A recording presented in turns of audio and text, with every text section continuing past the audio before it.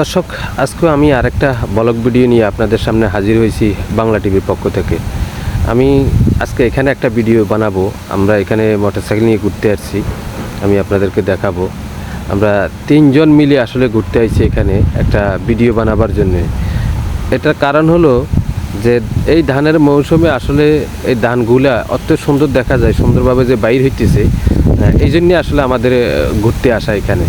আমি আপনাদের মাঝে ভিডিওটা শেয়ার করার একমাত্র কারণ হলো আসলে গ্রাম অঞ্চলের যে প্রকৃতিগুলো বা গ্রাম অঞ্চলের সুবিধাগুলো আপনারা আসলে যারা দেশ এবং দেশের বাইরে থাকেন আসলে অনেক দিন পর্যন্ত আপনারা গ্রাম অঞ্চলের প্রকৃতিগুলো দেখতে পারতেছেন না। তো আমার পেজের মাধ্যমে আমি আপনাদেরকে দেখাবার চেষ্টা করতেছি।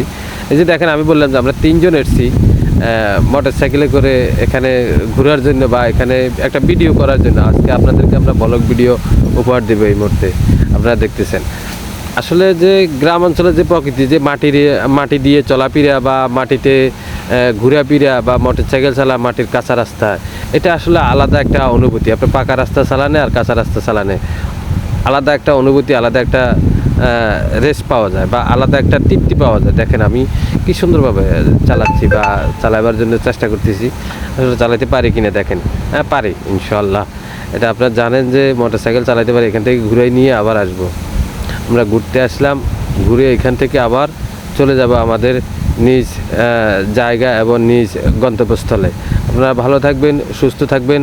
আবার দেখা হবে নতুন যে কোনো ভিডিও নিয়ে। সবাই আমাদের জন্য দোয়া করবেন, আমরা যেন আপনাদেরকে গ্রাম অঞ্চলের নতুন নতুন ভিডিও দিতে পারি। আমি সাইফুল ইসলাম বাবুল এই মুহূর্তে বিদায় নিচ্ছি বাংলা টিভি।